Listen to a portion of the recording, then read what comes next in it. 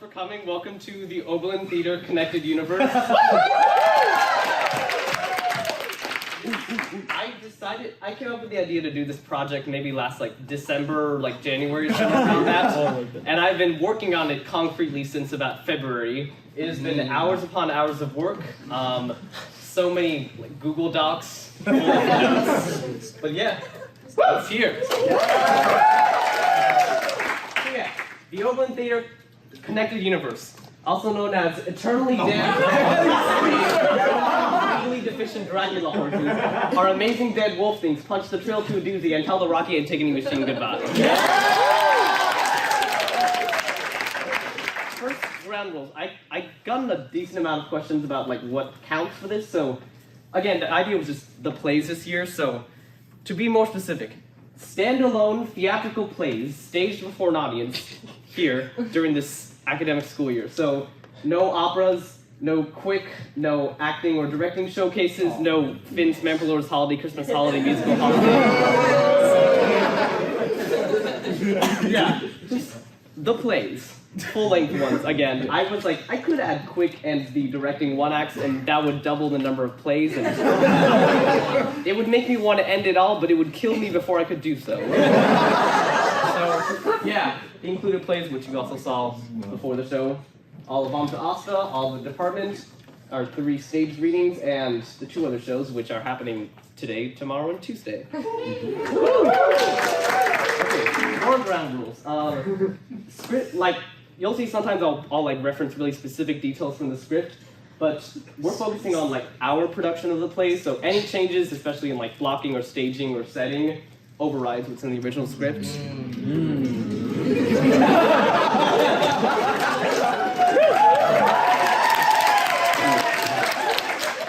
Also, the shows that vary each performance, like the improv bits in Ermintrude or Trail to Oregon, obviously, all performances are taken as canon because it's how do you pick which one would be the definitive one? So they're all counted as ways things could have gone. And it does not include divided dress. It is a rehearsal.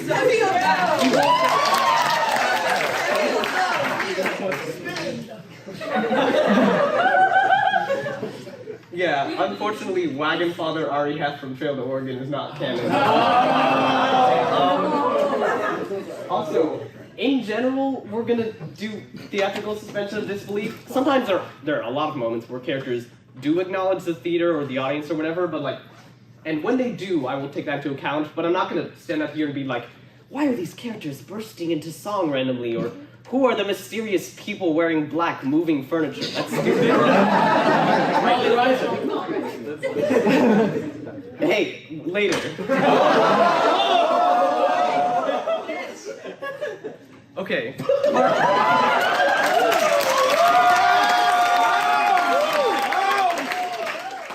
Yeah, part 1. First we have a couple pretty major ideas to establish.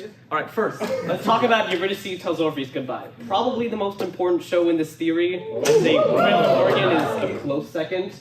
So if you haven't, obviously I'm assuming no one here has seen every single show. I haven't. I did not see Experience Machine. Wow! I had deficiency.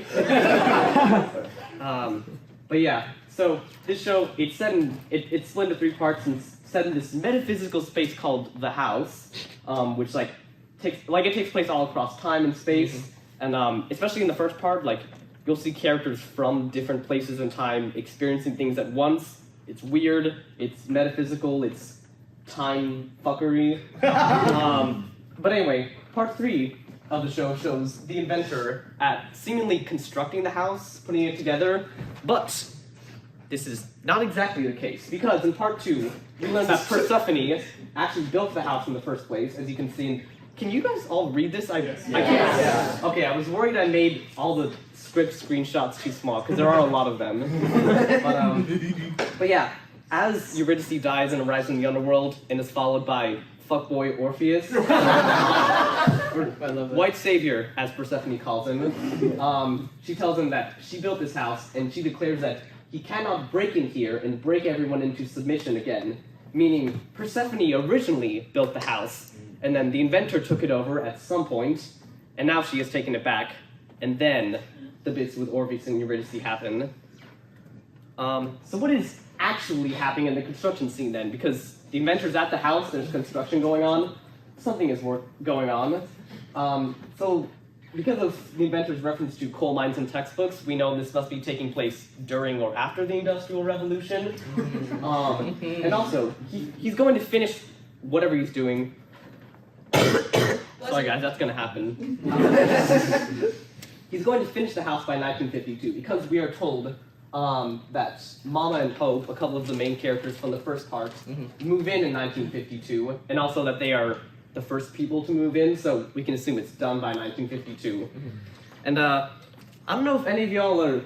I don't know if the date 1952 rings a bell for anyone, but.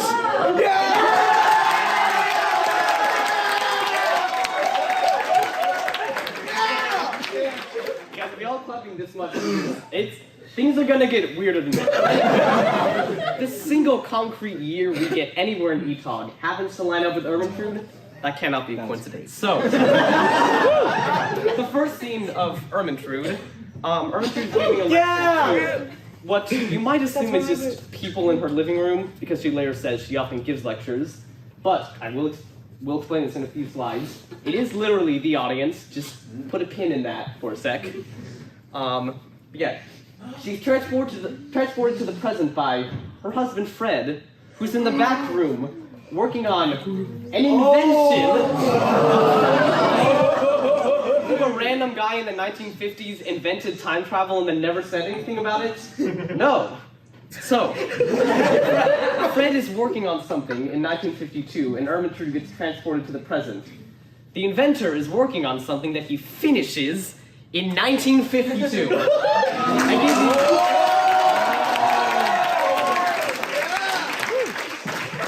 husband Fred is the inventor, and they are married. Yes. Oh yeah. By the way, also, if you at any point have any questions or comments or anything, just chime in. You can raise your hand if you feel like it. Yes. Because of the cross-dressing, are they confirmed T for T?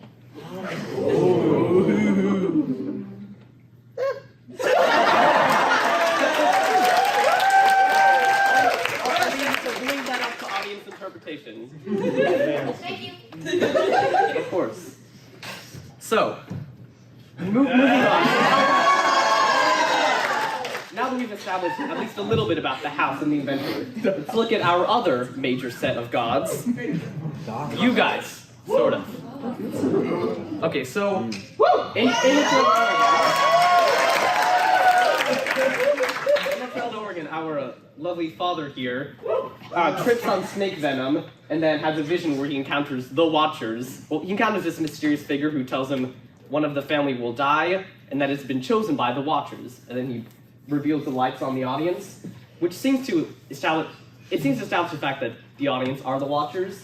There's just one strange issue. Father is meeting them for the first time, seemingly. He's encountering the Watchers for the first time, and yet throughout the whole rest of the show, everyone acknowledges the Watchers' existence, like, a lot. I'm not going to read everything on this list, but, like, it's a lot. People talk to the audience, they physically interact with the audience. One night, and again, all nights are canon. Yeah. Oh yeah, and also what you were saying about Molly Reiser. So the thing is, one night, Sun was named after Molly Reiser, and there's also the bit in the middle of the grind where the Sun drags Molly Reiser on stage, and he has the line, "Dad, I want to keep this as a pet." So since that is literally just Molly Reiser in like black clothing, and they named the Sun after her, I think we can confidently say Molly Reiser is a canonical Watcher. So congrats to Molly for being, as far as we know, the only person at this school officially canon to this universe. But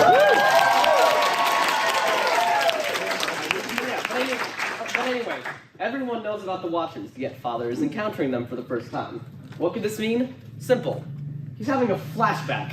Like, when people like trip on drugs, like actual LSD in real life, sometimes you can have normal hallucinations, but you could also have flashbacks. So I think he's having a flashback to something earlier in his life. So I just think for a second, Trail to Oregon is taking place in 1848. What has happened within Father's lifetime that will be late enough for him to have a family, because they do reference that in the scene. Just early to mid 1800s. Ring a bell for anyone?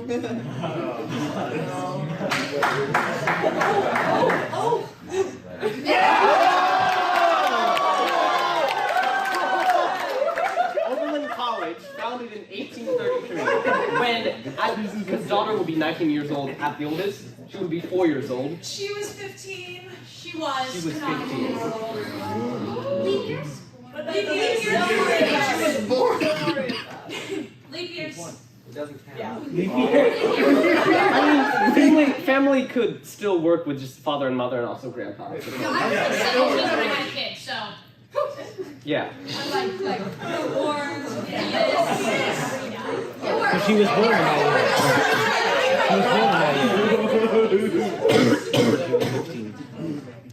Anyway, so let's talk about an important distinction. I said the Watchers were the audience. That's not quite true. We are not literally the Watchers. Rather, we represent them. As we can see when Father meets them, they're not just like humans sitting in chairs. He's not like, whoa, where do these people come from? He reacts in terror and horror. Oh God, what are you? Which heavily implies that they don't appear as human, but rather that they are some sort of, eldritch beings beyond our comprehension, like a Lovecraft god. So again, we are not exactly the Watchers. Rather, they are appearing in a form comprehensible to humans, a theatrical production. So they are projecting the image of us, basically. And because multiple shows do make specific reference to Oberlin, in the opening number of Trail to Oregon, they reference OMTA, they pull out a poster of the department. Also in Rocky Horror, which we'll get to in a bit, the criminologist does explicitly call the audience Oberlin. So, the founding note in Universe Oberlin is what connects the Watchers to this world. That happens in 1833. That's what Father is having a flashback to when he first met them. And again, we do know Oberlin exists because of Punchback and Doozy, which both just straight up mention or take place in it. So, another note. I said earlier that Ermentrude was literally talking to the Watchers and not just clients in her room. How do I know this? This line. She says, she will instruct you on how to behave like a proper lady, or gentleman, or whatever. Guys, Ermentrude is intensely homophobic, especially in the 50s. So why would she say something that's seemingly inclusive of non-binary people? She wouldn't. She obviously wouldn't. Which means the or whatever must be referring to something else. And I think it's referring to the fact that, as we just said, the Watchers are inhuman beings beyond our comprehension, so she doesn't quite know what to call them. But yeah. But the other characters in the play don't acknowledge the audience. Most plays don't. Again, in Trail to Oregon, everyone knows they're there, and elsewhere we only see them referenced, well, I'll get to Rocky and other shows in a bit, but we rarely see people in the plays acknowledge the Watchers. Yet in Trail to Oregon, everyone knows they're there. Why is that? Many times I've leaned over here to hit the next slide and I have no clue what's about to come up. And I keep worrying that I'm gonna that there's something a lead-in I'm forgetting to say. But anyway, right. What happens between Trail to Oregon and the next play in our timeline, which is either Daddy Longlegs, which is 1908, the script gives exact dates for every scene, which is crazy, or Dracula, which, because they use airplanes, it must be after 1903. So what happens? What did we say happens somewhere between the mid to late 1800s? Yes. The inventor takes over the house. So he locks off the general world's access to the house. Yes. He locks off the overall world's access to the Watchers and limits it to the house. And we will see later that all post-Trail to Oregon characters who interact with the Watchers are either like gods, like Ermentrude, or are in the house. So let's look at a few other characters involved with the house. So.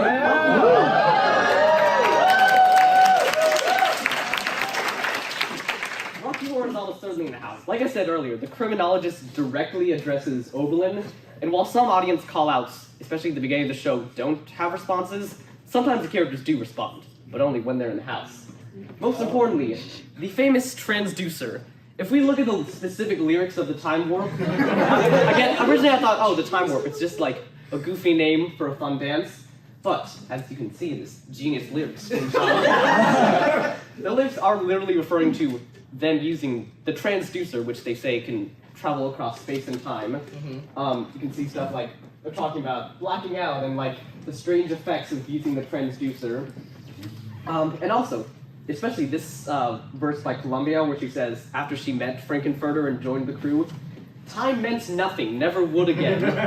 Which really feels like the weird, wibbly-wobbly, timey-wimey fuckery that we see in Etog with the house. There's also this line from Magenta, in another dimension with voyeuristic intention, which is just literally the Watchers. That's just what, that's a perfect description. Right, yeah.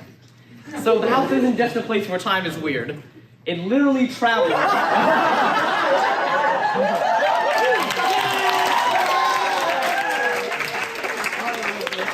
Favorite goddamn TV show of all time. I am going to reference it. It is referenced more times in my notes, and it is here a few times. But anyway, moving right along. Speaking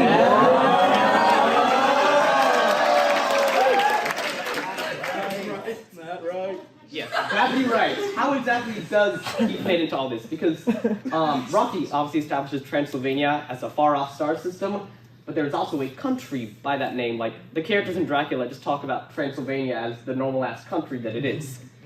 Also, if you look into more specific details about Dracula, first of all, it does look like all Transylvanians might be vampires, because it should be noted, we do only see the Rocky characters in the house at night, and vampires during the day. Also, there's the whole thing in Dracula where, like, they have to be, during the day they have to, like, lay in the soil they were buried in, and, you know, Dracula uses a plane to fly coffins of his soil overnight. And since they're in a house that can literally be transported across time and space, they can take their soil anywhere if they want. Yeah, their soil. Also, they establish that Dracula is the king of his kind, and he also says that he is the last of his race. Specifically this line, the walls of my castle are broken, and I am the last of my race. So, likely something happened to the Transylvanians, some kind of war or something, and Dracula narrowly escaped using the house as it was damaged. Again, broken, last of his race. It's kind of like, oh fuck, I forgot the number, but I was about to say, it's kind of like that Doctor Who season with the Dalek Supreme Commander that escaped through the slip of time. Yeah. But anyway, so Dracula escapes whatever was killing the Transylvanians. They say he's been on Earth 500 years, which means he landed somewhere in the early 1500s, late 1400s. He is trapped there because the house is broken, and then eventually killed during the plague. Also, the star system is named Transylvania, but the region being named Transylvania might have just been caused by him, like he gets there and then popularizes the name Transylvania for the region. And you know who else gets trapped in the house at one point?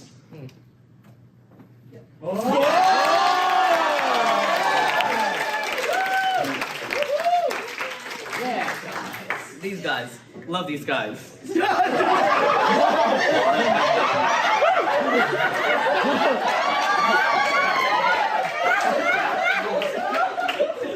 Credit. I think it's Molly Reiser, that picture. Yeah, thank you. But yeah, let's talk about Rouse and Gill. These guys have some lore. So, to expand on things, Rouse and Gill, the play takes place in, similarly to Etog, a weird, metaphysical, surreal space. Time and space are weird. Also, this is a direct quote from India May. I overheard her say during rehearsal and scrambled to write it down. Everyone but Rouse and Gill knows the audience is there the whole time. They come to that slow realization. So, as we established earlier, the Watcher access gets locked off to the house. So, they are in the house. Yeah, as you can see. So, also, throughout the play, scenes from Hamlet are like mixed in and Rouse and Gill get pulled into them. So there's the question, is the Hamlet plot happening in universe? And we can confidently say, no. That context confirms this, as the characters go to see the play. Before I thought maybe, Rouse and Gill are like kind of going in and out of time and space and like experiencing parts of Hamlet, but it is a fictional play by Shakespeare in this universe, which means like the Hamlet characters they see around them are either like some kind of fake constructs or actors of some sort. I'm leaning towards the second one because of the player. Yeah. This guy is going to be important. So a mysterious, seemingly malicious character who Rouse and Gill meet, who leads a group of tragedians. And he is also, as you can see in a couple of the attached quotes, very aware of what is going on. He seems to know about the Watchers, he seems to know how things will end and stuff. And so he also kind of leads Rouse and Gill to their deaths. And he appears to work for the Watchers, and he knows how the supernatural elements of this world work. If any of that is sounding familiar, I believe that the player who is simply working for the Watchers may also be the same figure in Trail to Oregon, similarly warning characters about their death, similarly working with the Watchers. But here's where things get interesting. He might also be secretly working against them. You see, in the middle of the play, the player puts on a play with the plot of Hamlet, but like with the character names different. It involves two spies, specifically dressed like Rouse and Gill, sentenced to die with a letter they're carrying, just like Rouse and Gill are, which seems like he's almost warning them, which is very odd. Also, there's a scene where the Hamlet actor just like walks on stage, walks in front of the audience, glaring hatefully at them for like 20 seconds, and then spits in their faces, and then like 30 seconds later, pirates attack, and Hamlet disappears. He's not seen for the rest of the play. So it seemed like he might have been rebelling in some way, and then he was immediately silenced, or killed by pirates. So, and the dysentery world guy does straight up warn Father that one of them is going to die. But I think that's not his only attempt to help them. As we will see here, and also later in the theory, the player has many more faces and names than just this. So, the doctor...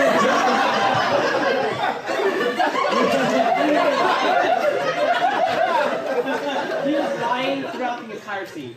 First of all, I looked it up from multiple sources. There are no immediate visual symptoms of dysentery. And also when he says, like, one of you has dysentery, and you've got it real bad, he has a very clearly joking tone. Like, he's clearly lying. Also, when the family members shit to death, he could have just walked off stage and done the sound effects, but he doesn't. He does the fart noises on stage. It's not Finn doing them off stage, it's the doctor doing the fart noises. So, like with Rosengill, he's playing along with what's going on. He's trying to squeeze it in. So, again, daughter and mom, the three family members killed in the shows. We have daughter, mom, and son. One of them was twice? Yes, that's right. Yeah, son was twice.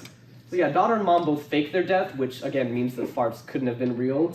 Son is either dumb enough to think that he is dying, or maybe he picked up on the doctor's cluing in. I don't know. Either way. Also, yeah, he kind of didn't mean to cue that bullet point yet. The Mike's Hard Lemonade. It was perplexing me for a bit, because there's a scene where they go to the store and the guy's like, oh yeah, I have this Mike's Hard Lemonade that I got at a promotional event 2 years ago. And I was like, oh, maybe it's like one of those brands that's been around older than you think it has been, like Nintendo, which is from the 1880s, or things like that. But no, Mike's Hard is from like the 70s or 80s. So how was it in the past? Watchers, time travel. I think this is more just a loose idea and it's not terribly important. But I think maybe how the family members were supposed to die is that the bartender, who is also the doctor, who is also the guy from Dysentery World, who is also the player, was supposed to like spike the lemonade with, or not spike it, but like, poison it to give them dysentery. Put in a dysentery virus or virus. Yes. I think Son's the only one who actually drinks Mike's Hard. Oh yeah. But again, also we did establish this guy is like sort of also trying to foil the Watcher's plan, so I think he just straight up didn't poison it. But yeah. So also, McDoon and Cletus during intermission, the main villains, walk the Watchers through voting on which family member will die. So I think McDoon is also this guy. It's getting to be a long list of names, but little cryptic hint for the future. We will learn his one true name. But yeah. We need Raymond. That's the first name I mean, of sure. the- Add that one to the list. That's just his first name. I meant as in his like original name. Yeah. His true name. I want to see the rest. What? Stop more boy, I want to see the rest. Again, and also this guy's McDoon. I don't exactly know why he's antagonizing the family. It could either be for the Watcher's enjoyment, or possibly he's trying to stop them from getting to Oregon because that is like when they're supposed to die. Again, not exactly sure, but he does directly interact with the audience during intermission, which makes it seem like he is this guy. Yeah, again, I keep going over and I have no clue what slide is next. Right. Again, who exactly are Rosencrantz and Guildenstern? Let's talk about yes. Nathan brought up a good point. Before we stray too far from Rocky, you mentioned how the callouts are never responded to until Some of they them get are. to the house. Yes. What about the Phantoms interacting with the audience before the show? That is a good question. Are the Phantoms also watchers?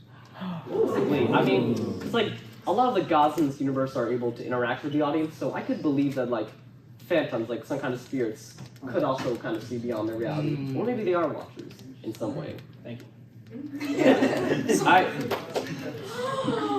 Honestly, you don't have to raise your hands. You can just ask. Can the house also refer to like what we call the audience in the theater? You know. Yeah, because and again, like I said, the Watcher access was limited to the house. So in a sense, yeah, the house is the way that the Watchers view this universe. So it is sort of like the theater for them. Yeah. Wow. If the implications that all Transylvanians are vampires, from connecting Wacky and Dracula, if that are the implications, was the only reason that is not technically confirmed was because if Magenta and Riffraff suck somebody, it wouldn't be alien? I.e., if they drank someone's blood, it's not the weirdest thing to happen in Frankenfurter's place? I'm sorry, can you like what? I didn't quite get what the question was in there. Vampires are from Transylvania. All Transylvanians are vampires. We've established this. Probably all or most, but maybe all. Magenta and Riffraff are from Transylvania. Therefore are vampires. Most likely. But the reason it's not brought up in the show, and this is my personal belief, is that if people in the Frankenstein place are drinking each other's blood, that may not be the weirdest thing happening. That's true. So it's just like another Tuesday. Yeah. Right. Yeah. Is Columbia a thrall? I don't know what that is. Columbia. Lord, Columbia, back to the action. What is a thrall? Same question to the end. A thrall is basically Okay, real quick. Me? Okay, so like, do you know if it's like confirmed in the script, like whether or not the Phantoms are Transylvanians, ghosts, humans, or what? I don't really know. They're kind of In our production, we are not from Transylvania. Okay. Okay. So I guess it's kind of good. Megan's theory was that the Phantoms are also the same, like, demons during dysentery. Keep going!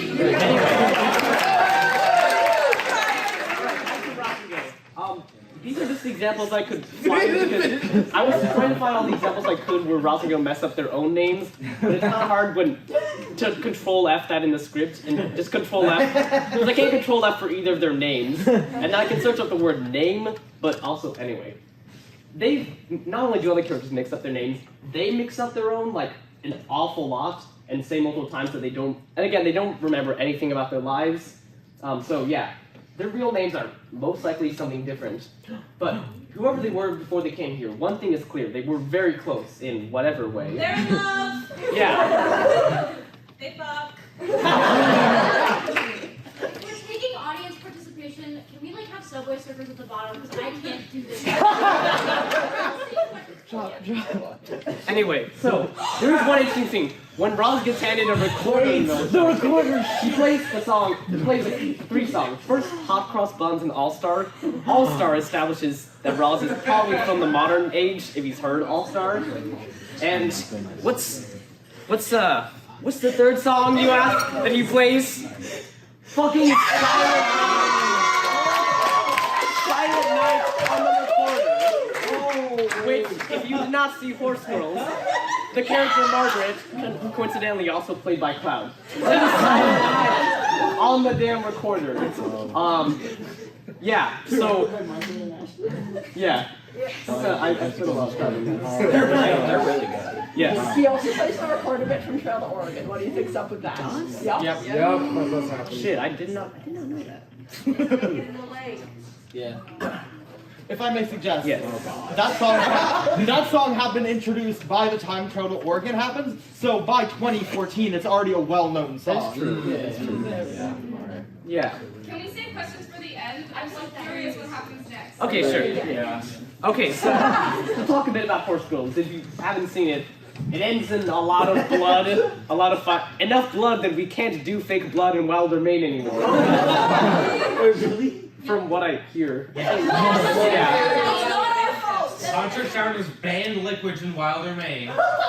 Blood specifically, but it's not our fault. But yeah, so at the end, Margaret, the recorder player, and Ashley, the main leader of the Horse Girls Club, at the end, Margaret confesses her love and offers for Ashley to run away with her. Ashley does initially decline, but then she just has a scene where she puts on Forever, and it is terribly distorted, and she is crying and lonely, and it sucks, so she might have changed her mind after the end.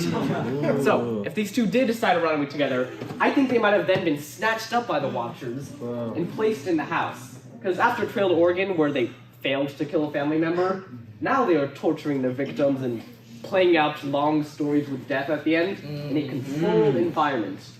So yeah, now we have the before Rosengill, but what exactly happens after they escape? If I remember correctly in the presentation, I think I just come out and say it, and then I will present evidence, but... Oh, right. I did not come out and say it yet.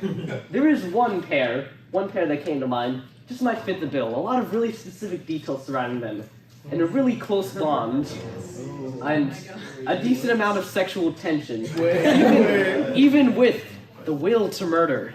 I give you...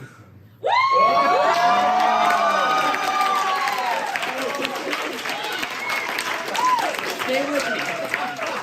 Okay, so what suggests that Rosengill might end up becoming Claire and Solange's mates?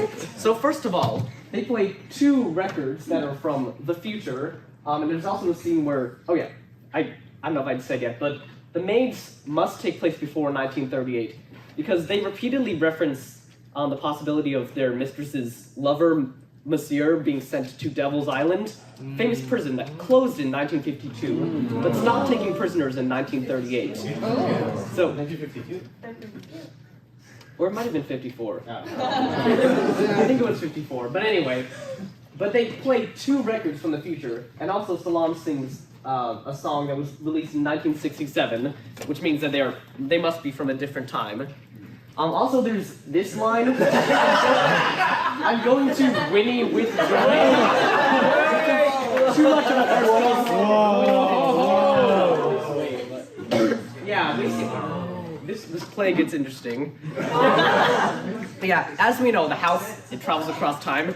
So when Rosengill escape, it is entirely plausible that they could land in a completely different point in time. So they take on secluded jobs, just in a rich lady's house out in the middle of nowhere, doing their best to hide.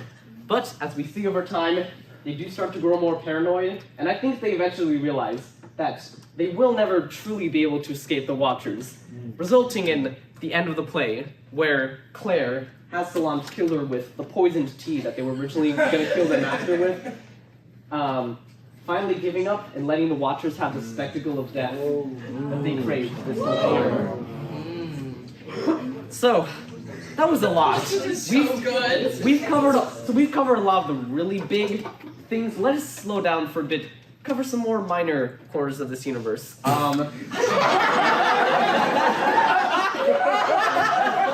Yeah, let's talk about Danny.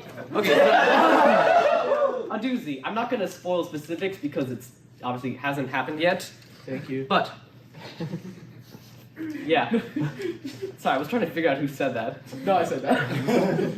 Alright, so it is a non-fictional story about Danny's life. But just like Julius Caesar is about real figures, but we're treating it as fiction, we are treating him as a fictional character. The funny thing is, the script just calls him Danny. Never says his last name, which means it is entirely plausible. Danny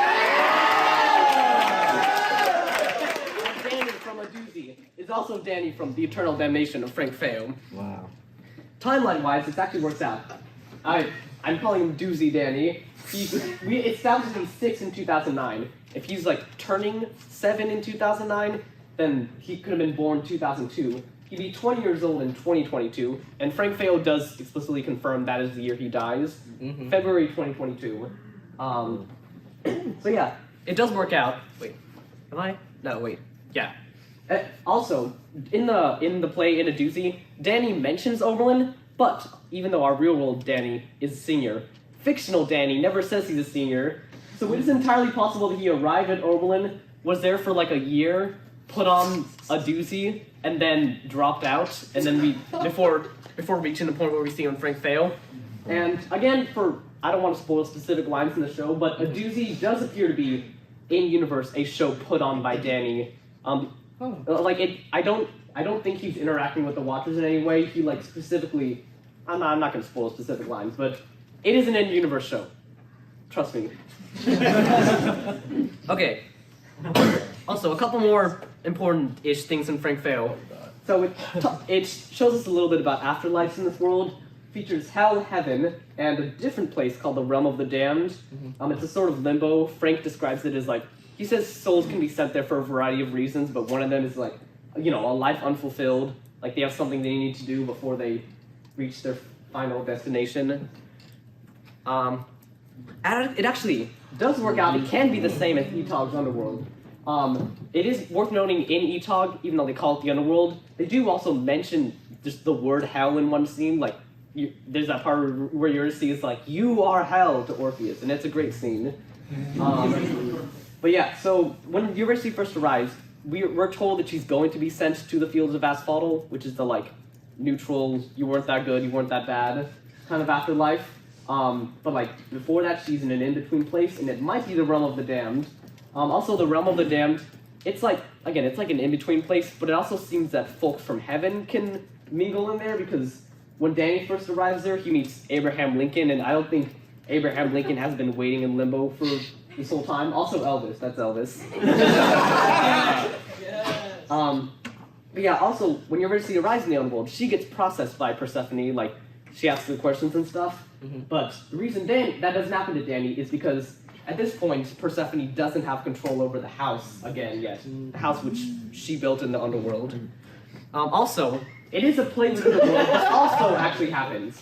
Beezy, the devil from the Bible, at the end of the play, he I don't know, I can't explain the whole plot in one sitting, but to briefly sum things up, at the end, Beezy makes the events of the play into an actual play, in-universe, because Danny made a deal with him where he, wanted to be remembered forever and he wanted someone to write a play about him. So Beezy makes that. This is one scene where Frank acknowledges the fact that it's a play, but again, we are seeing a play in-universe that is based on real events. But yeah, also Beezy acknowledges the audience a lot.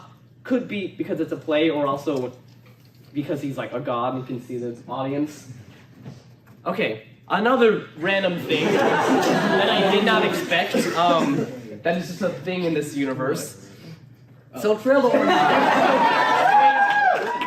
straight up establishes in multiple places that there are sentient animals. Obviously, Lobster General Cornwallis, who the War of 1812 was actually fought against. The Horny Ox has multiple lines, and the characters do react to him speaking. Also, there's a bit where the son has to shoot a bunch of buffalo, and he imagines them talking. I don't think it's actually just his imagination, because the iconic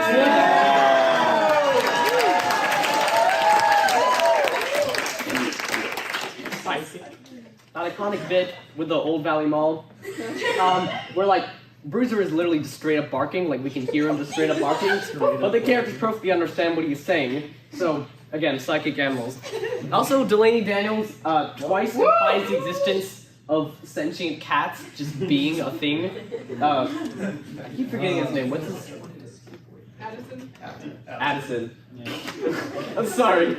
He lost a skateboarding bet to a cat. There's also the bit where one of the podcast guys says that all his neighbors are cats. So yeah, sentient animals. Anyway. All right. Back to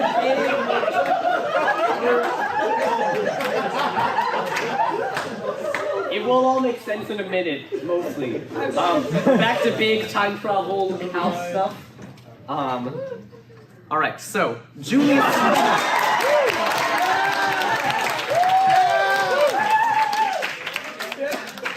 Caesar is an interesting case because it is, apparently, obviously it's said in ancient Rome, it's about the killing of Caesar. The characters call it Rome. They have Roman names. They reference Roman locations. It's fucking ancient Rome. But, of course, our adaptation is, according to the official material, set in the near future USA. So how is this possible? Okay, and also I wanted to clarify, sometimes people put on Shakespeare plays and they just give it a modern aesthetic. It is not a modern aesthetic. There's these three soldiers, played by Kellen, me, and Jacob Five, named Hamlet, Archibald von Pelt, Lasagna, Kentucky, and Dave and Buster. This is canon. Nick, the stage manager, asked us to give them names so he could have something to put on the daily call. It's there on the call. It's canon. I'm counting it. And guys with these names could not exist in ancient Rome. They'll play Hamlet and Kentucky and probably the dish of lasagna. And Dave and Buster's did not exist. Also, when Brutus gives his speech at Caesar's funeral, it specifically says on his printed out speech that it is 2032. So, how is this possible? I mean, time travel, but to get more specific, let's head back a few thousand years a bit. It's time to talk about Antigone, except sort of not, because it is tonight and tomorrow. I met with the Antigone team, I had a whole interview with them. I reached out to them, I didn't tell them what the project was about, I was just like, hi, I'm doing a research project involving plays this year, and I wanted to talk to you about your vision of the show and aspects of the production not already in the original script. So I met with them, and I also got a copy of their script with the cuts and changes. Anyway, I'll just say, they've got some neat ideas for the show, they're doing some neat things with it, but they do not want the details spoiled, so there's gonna be one or two, just trust me bro moments here. But for right now, all you need to know is that at some point, a few thousand years ago, the house lands in the past and it stays there, and a lot of humanity is aware of the Watchers. Also, there's one more plot relevant thing, but that'll come in a bit. Alright, so I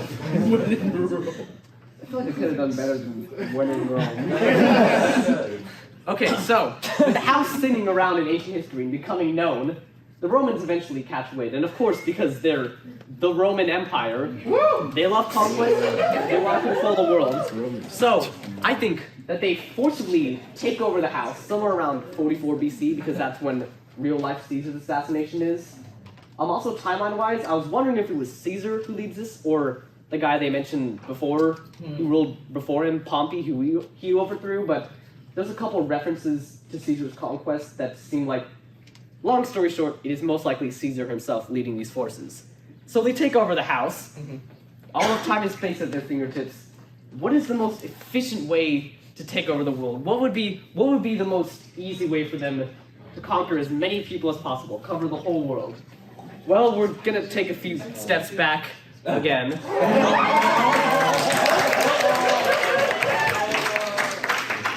All right, let's talk about.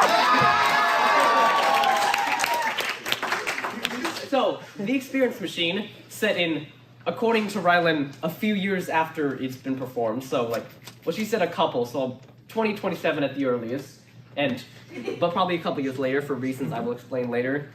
So in it, the world is exposed to this thing called the Experience Machine that it puts you into a simulation of a perfect life. But the catch is that you don't remember the outside world. You enter it, you have this perfect life, and then you suddenly wake up. Imagine if you woke up and found out your whole reality was fake. In the play, a couple of people who wake up take their own lives. So the company recommends that all users plug in for life. Even the CEO does.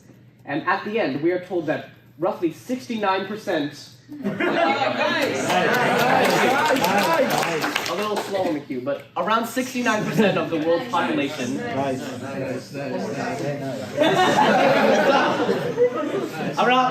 Around 69%. That much of the world's population is either already plugged in or has made an appointment, and that number will continue to rise. If not, eventually include everyone. Like, I know at the end of the play, there's multiple people who are still like, no, we're gonna stick it out and be in the real world, but at some point, society's gonna collapse. It's basically an apocalypse, because again, people are plugging in and won't wake up. So almost the entire world plugged into a simulation, perfectly immobilized. The perfect situation for conquest. So the Romans land, and again, for reasons I'll explain later, I'm going to say it's after 2030, because Experience Machine, it starts June 7th one year and ends June 7th the next year.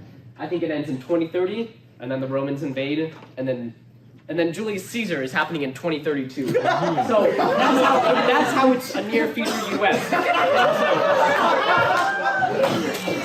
But also they call it's a near future US. We have Lasagna, Kentucky, and Dave and Buster's and all that shit. But also they call it Rome. Also, I was a little bit scared because most times in the script they mention locations in or near Rome. But luckily, like, all of them happen to also be near Washington, D.C. There's a big river in Italy called the Tiber River. And there's a Tiber Creek. It's a major creek. This is from its Wikipedia page. It's got its own page. But there's the Tiber River in Washington, D.C. They talk about Sardis and Philippi, which are in West Virginia and Virginia, which are pretty near Washington, D.C. A few hours drive. I assume these guys probably figured out how to use cars. But yeah. So that's how Julius Caesar is taking place in the near future. But we're not fully done with it. We're not fully done with it. You see, there's the night before Caesar dies, multiple of the characters describe, like, not only is it storming, but they're also like, there's all these weird omens going on. I've got a few examples here. Some of the things they describe are not as weird. For example, some guy's like, I saw the bird of night at noon. It's like, okay, you saw it. I forgot who it was. Yes, it is. I'm running on 3 hours of sleep. At some point they're like, oh, I saw an owl during the day, and it's like, okay, that's not that weird. There's a lion in the Capitol, which would be weird, except they're in Washington, D.C., so there's a national zoo right there. But then there's weirder ones, like, where they talk about fierce fiery warriors in the clouds, drizzling blood, the noise of battle hurls in the air. Graves have yawned and yielded up their dead. Like, what the fuck? But I've got explanations. Battles in the sky, the dead rising. I believe this is starting to sound like our old friend. You haven't established yet when the Transylvanians actually got control of the power. I think it's clear. Fire and battles in the sky would be there's spaceships arriving, and we don't know much about them, but I think it's entirely believable that there's like multiple factions of Transylvanians, and they're like fighting over Earth or the house that they already know is there. And the dead rising, vampires, obviously. So that's the thing about time travel. Even though they first arrive here and take the house, as they travel throughout Earth's past, they could have absolutely left vampires, as in like they put the curse on people, and then when the people die, they turn into vampires, as it works in Dracula. So when the victims die, they sleep until 2032, when they awake and help with the conquest of the house. Possibly the rest of Earth, we don't really know. Also, the Romans have a whole war in and of themselves in Julius Caesar, and I feel like if they were fighting aliens, they wouldn't be worrying about that as much. So I think the Transylvanians actually launched their attack, like, after the Little Caesar War. Little Caesar.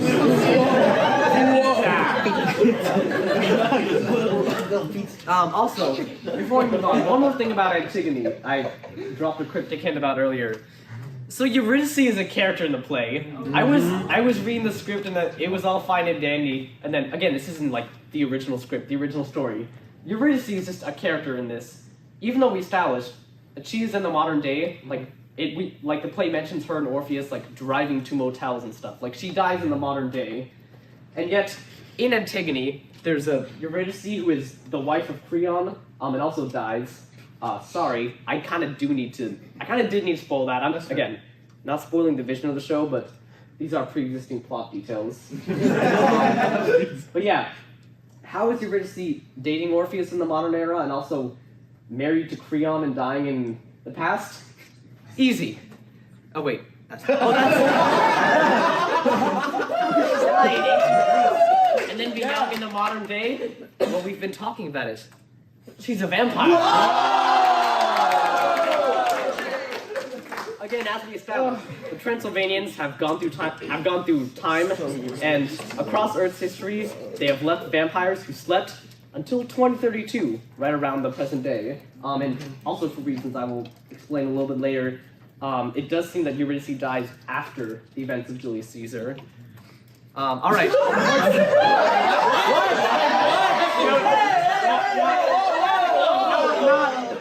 Not literally. It's not part of the theory. It's you'll see. Oh, okay.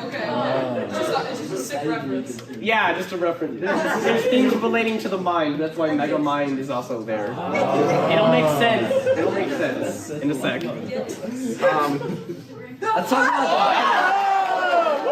So there's this. When I was reading through the Legally Blonde script, there's almost nothing that's lore relevant until this scene, where Paulette accidentally does the most perfect banded snap Can I ever. tell you something? Yes? When we originally staged this, we had the desk in a different place, and to get it off stage, when we said physics and logic, we were gonna do a fourth wall break and see the desk. Andrew was gonna come on the line and And then we moved it, and then we have to deal with it. Yeah, there's a bit where Paulette does the perfect bandit snap, and Elle's Greek chorus, who at the beginning of the musical she meets, and they literally tell her, "We're not here, we're just in your head." They're brought to life, Paulette can see them, and they say, "When your bend and snap has that much snap, it's been known to alter all laws of physics and logic." My throat's getting dry. Go for it.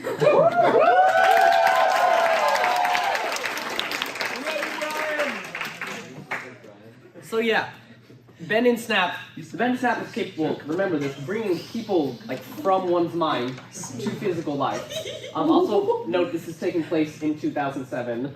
Legally Blonde starts in 2005, ends in 2007. We know this because at the beginning of Elle's first year, Emmett, who's his senior advisor. Yeah? Is he not already? No, class of 2007. He's class of 07. I thought he was also a senior advisor. Is he a senior or graduating? He's a grad student. He works for We move along. law school. We got Somewhere around in the early 2000s. It could be 04, it could be 09, it doesn't really matter. Yeah. It's like 2007. Speaking of being deficiency, the nightmare scene, which is very interesting. So this takes place, the three main characters, the three Kostovic brothers, they're all having nightmares, but even though it's on the same stage, they're obviously all in their own little minds, right?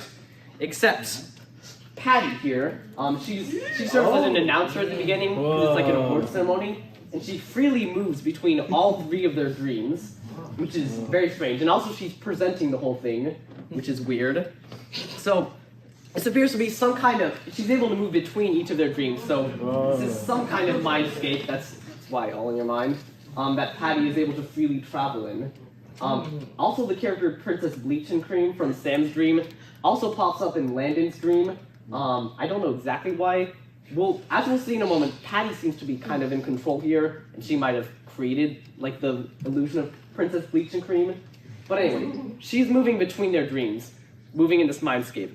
But why? Who or what exactly is she? And why is she in their dreams, but also in real life, getting involved in their lives? Okay, so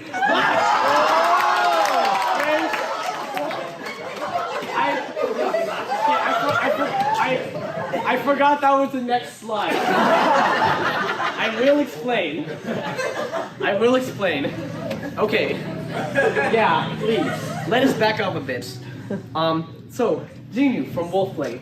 He's born, the play takes place in 2017. They were originally going to have this calendar prop and that was going to establish that it was in 2017, but the calendar was cut, but Kari said it was still 2017. I got this info from Lorelai, so it is confirmed.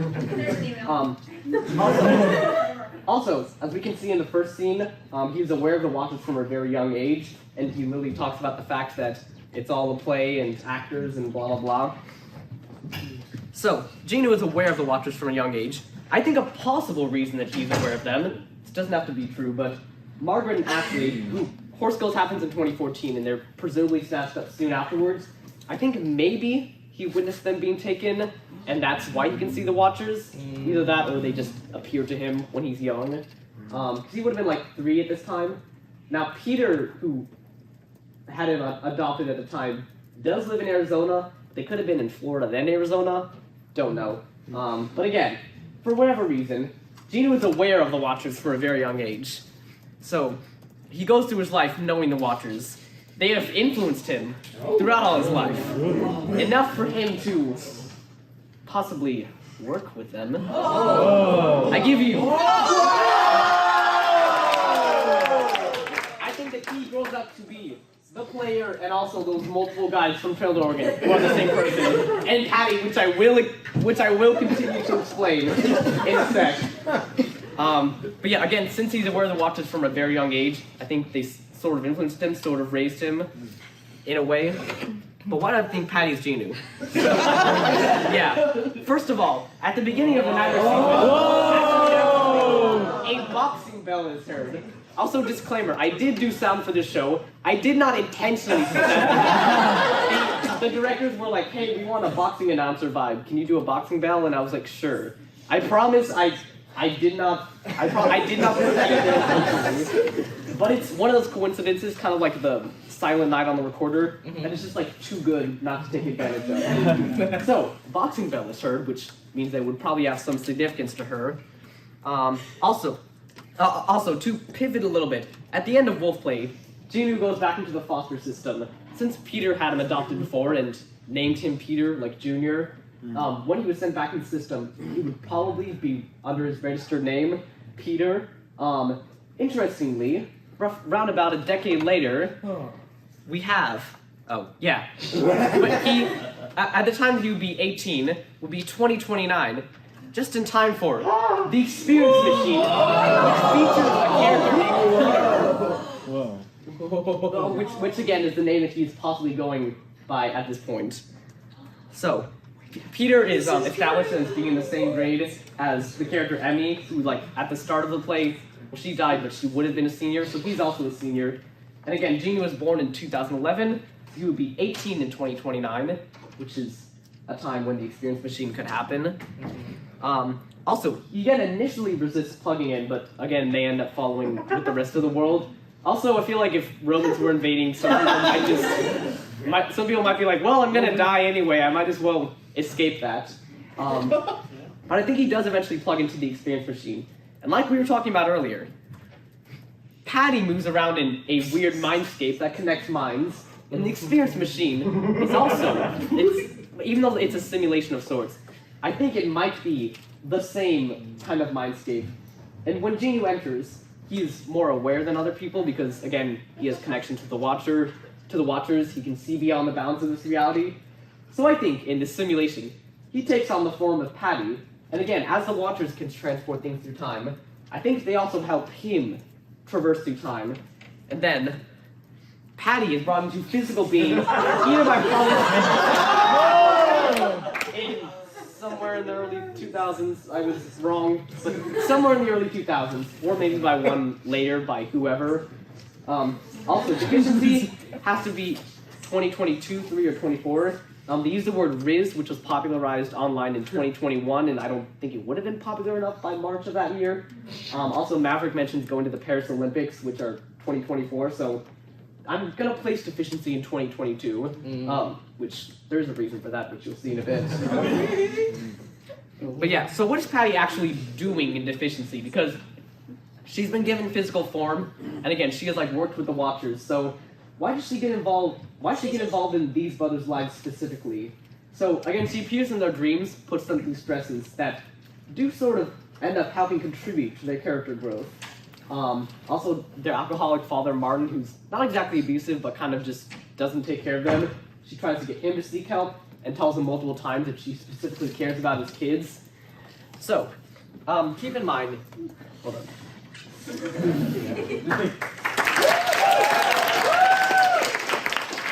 Keep in mind, she is from the future, so maybe kind of similar to how the Transylvanians went to the past and put vampires in the ground for their future invasion. She may be setting up events in motion that she knows will eventually happen. What events, you ask? Well, let's talk about Sam from Deficiency for a second.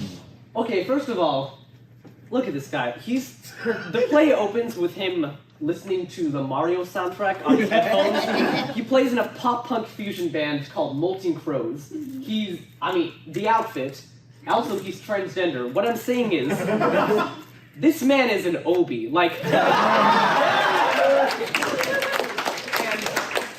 And in Punchback in 2025, who do we meet at Oberlin but a trans...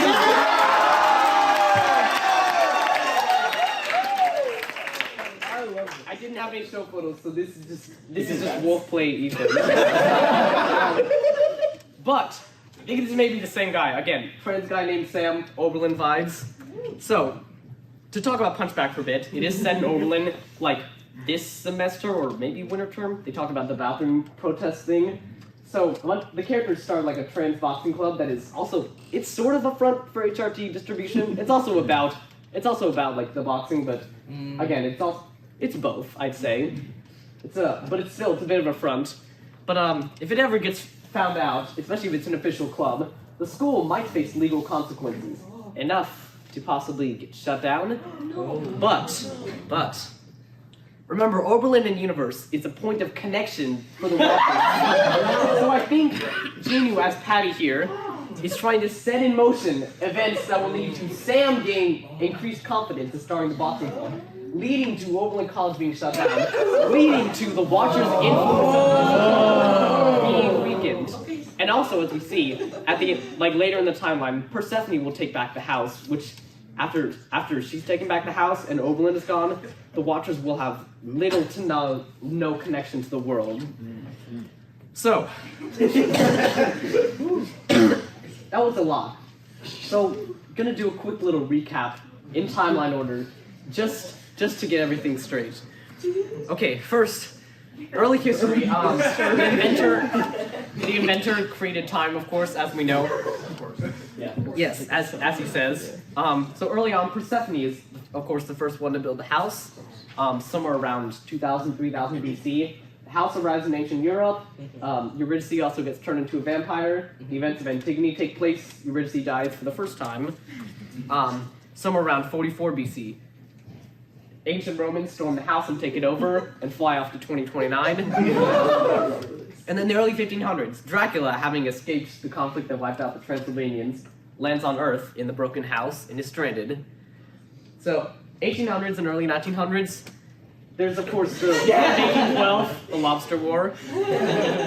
September 1833, Oberlin College is founded, father meets the Watchers. Genu, which again is the guy from Dysentery World, attempts to warn him of their future plans. Then the events of the Trail of Oregon happen. Late 1800s, the inventor steals a house, limits Watcher connection to it. Part 3 of Eurydice Tells Orpheus Goodbye takes place. That's the one where they're at the construction site. Why is it indented so much? And then somewhere after 1903, the events of Dracula occur. A few years later, Daddy Longlegs takes place. Mid-1900s, pre-1938, Ross and Gale emerge from the house, and then all the maid stuff happens, pretty much. Also, I never said, I don't know which of the maids are Ross and Gil, just based purely on vibes. I feel like Roz is Solange and Gil might be Claire. Again, just vibes, personality. I think it fits. But yeah, 1952, the inventor finishes the transducer and sends Urban to 2024. Mom, Hope, and Imogen move into the house. Early 60s, Rocky Horror takes place. I thought it was 50s, but there's this whole bit where Brad asks the people of the house, he's like, do you know the Madison? Which was originally developed in 57 in Cleveland, but popularized on TV in 1960. And I don't think they've been to Cleveland a lot, so I'm gonna assume... Rocky Horror technically takes place in Denison, Ohio. Yeah. Oh. In Ohio? Yeah. Yes. Okay, I was wondering which... I looked up Denton and there were a lot of... Or Denton, Ohio, yeah. Okay, I know so... that the movie takes place in 1974. No, it was released in 1974. But it's No, the movie takes place in 1974. It's in the movie. Brad and Janet listen to Nixon's impeachment on the radio. Anyway, that's the movie. That's the movie. Mid to late 1900s, a bunch of ETOG stuff happens. Pretty much, basically all the things happening in part 1 of ETOG. Early 2000s. Paulette's cosmically powerful presence occurs, and that might also be the one that brings Patty to life. Horse Hills takes place. A lot of murder. Margaret and Ashley are kidnapped and dropped in the house as Roz and Gil, possibly witnessed by Genu. Events of Wolfplay occur in 2017. Pre-2022, Danny Sanchez presents a doozy and then later drops out of Oberlin. Then he dies in 2022. Also, we know it's February. Yeah. And then, around the roughly present day, deficiency, like I said, in March 2022. I decided that because Sam, I forgot what year he is in high school, but this gives him a few years to like be at Oberlin afterwards.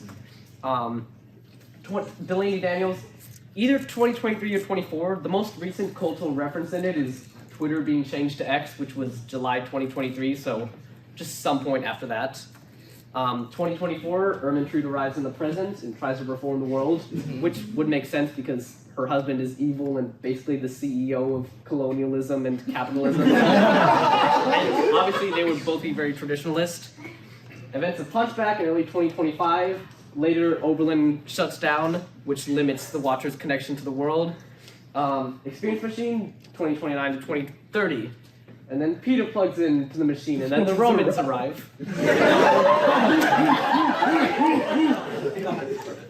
And then Julius Caesar begins. It begins in February on the Lupercal, February 15th. And then, obviously, all this stuff happens with the Transylvanians arriving on Earth, vampires, including Eurydice, rising.